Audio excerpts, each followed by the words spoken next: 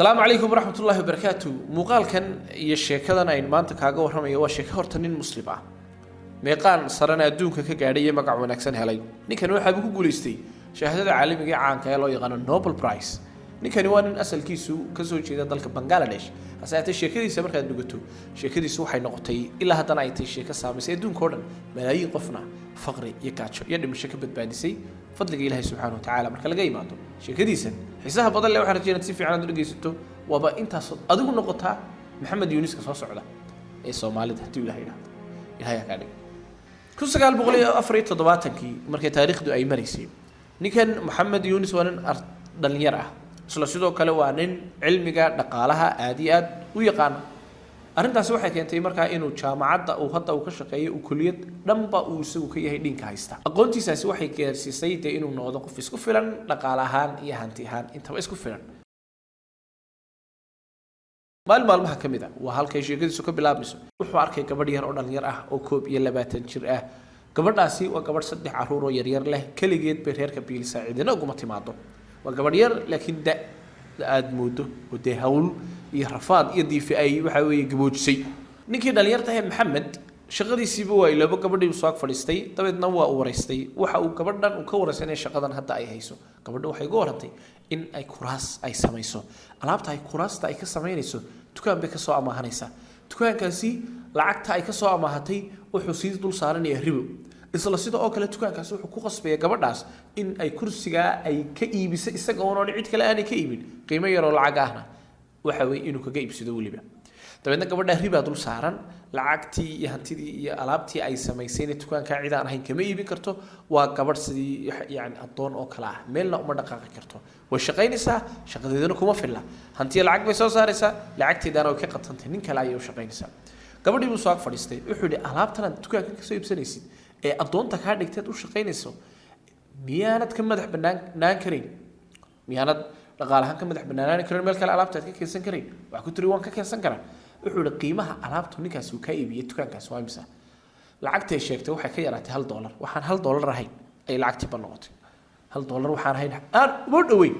lacagtii uu siiyay wuxuu maanta laga bilaabay xor baa tahay shaqayso alaabtaada aad u saybiso kursigaaga cidda doontid ka iibi dawaa ku kaasay fantashiru fil ardi gabadhii sidii baa ninkii ugu gudoonsiyay lacagtii waana ka guuleysatay inay ka xorowdo adoonimadii casriga ahayd ee waqtiga la haystay kani gabadhii uu wareystay tuuladii ay ka soo jeedayna waa uu ogaaday isaga iyo xoogaa arday ah oo jaamacadda wax ugu bari jiray ayaa ku wariyaan dhageysta in badan baynu dhaqaalaha baranaa iyo waxyaalaha dhaqaalaha laga qoro iyo buugaagta dhaqaalaha laga qoray iyo dhaqaalaha sida loo hormariyo war maanta dalkeenu gaajo ayuu ku sugan yahay waqtiga abaar adag baa dhacday sidaa ogeed bal dhaqaalihii wixii aan baranay dalkeena aynu ku badbaadino dhalinyartiisii way raaceen tuuladii gabadhu ay ka soo jeedayna waa ay tageen waxay arkeen tiraba 42 qof oo sidii hore ee gabadhu ahayd oo kala alaab ay dukaan ka soo iibsanayaan riba ayaa la saaraya alaabtaana meel aan dukaankii ay ka soo iibsadeen ama lacagta ay ka soo qaateen kama gadi karaan dabadeedna waxay isku dayeen in dhammaan dadkii oo dhan isku soo ururiyaan qof walbana ay siiyaan lacag uu alaabtu doono ku soo iibsan karo suuqa meel allaale meeshuu doono iyo qiimaha uu rabana uu ku iibin karo yani xorriyad dhamaystiran weey adoonimadii hore laga baxa dabadeedna 41 qof dadkii ay noqdeen u soo ururiyay ee ku sugnaa xaaladda adag ee dhaqaale bal qiyaas lacagta ku filnaatay intay noqotay $720 baa ku filnaaday $720 ayaa 720 qoys oo kala duwan badbaadiyay oo ka badbaadiyay xaaladda adag oo faqri dabeedna qof walba lacagtiisii uu siiyay wuxuu qof walba dhaqaalahaaga iyo hantidaada iyo businesskaaga u madax banaane meesha doontid wax ka soo iibso meesha doontid noo iibi fikirdu way ballaaratay ninkii Maxamed Yuunus wuxuu ku fikiray bangi nooca u shaqeeyaba oo dadka masaakiinta danyarta ah caawiya miyaad samaysatid halkaas ka bilaabantay bangigii markii dambe ugu magac daray Grameen Bank haddana magaciisa saxay Grameen Bank 1976 ninkii Maxamed waxa uu bilaabay inuu la kaashado bangiyada ugu waaweyn ee xukuumaddu ay leedahay barnaamijkan isaga waa barnaamijka dadka danyarta lagu caawinayo hantinada lagu siinayo kooban si ay dhaqaalahaan ay noqdaan dad xor ah wuxuu markaa uu bilaabay inuu dad badan oo masaakiin oo soo ururiyo dad aad u fara badan buu soo ururiyo masaakiin dabeedna bangigii waxa uu weydiistay in la maalgeliyo fikirtiisa bangigii waa ka diiday waayo waxaan isku ognahay inta badan bangiyadu meel kasta ay joogaan waxay caawiyaan qofkii wax haysta kaan waxba haysan cid waxba ma hayso cidina ma maalgeliso sida ogeed waxa uu ku dadaalay in dadka danyarta bal wax la gaarsiiyo fikradii bangigii markii dambe waa aqbalay dabadeedna waxa uu ballan qaaday in isaguna damiinka uu noqonayo waxay dhahdeen anagu ciidan aamini mayne adigu damiinka noo noqo mid kalena ku darso bay dhahdeen maxamedow dadka yaree masaakiinta ee danyarta ah inay soo galaan waxa way xafiisyadaayada iyo bangigaaga ma ogolin dad danyar ah hay dalas dharkoodii iyo iskagoodii wuxuu laga ususayay dabadeedna adigu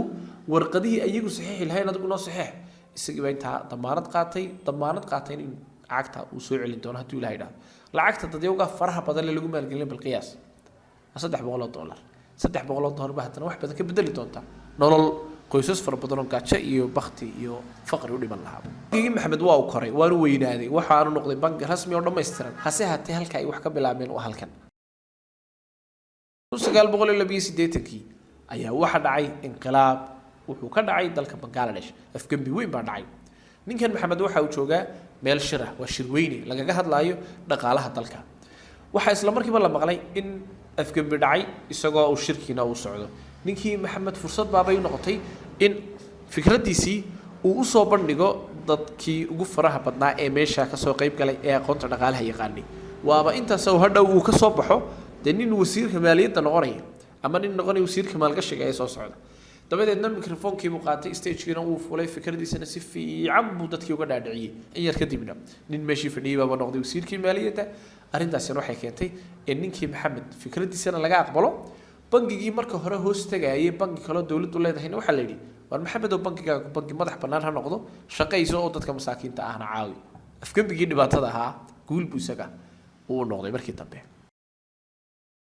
2017 waxa la sheegay in bangigii yara fududa ee uu aasaasay Maxamed Yunus isagay ardaydiisii in uu Bangladesh uu ku yeeshay 2017 tiro gaadhaysa 2600 oo branch ay ku yeeshay intaasoo kaliya war xataa waqti dambe waxay gaadhay inuu Mareykanka uu tago oo fikradiisii uu ku aasaasay bangigiisii oo kala oo bangigii Grameen ahaa bangigii dadka yar ee masaakiinta loogu talagalay inuu Mareykanka gaadho oo masaakiinta Mareykanka وبرتاع كعاوي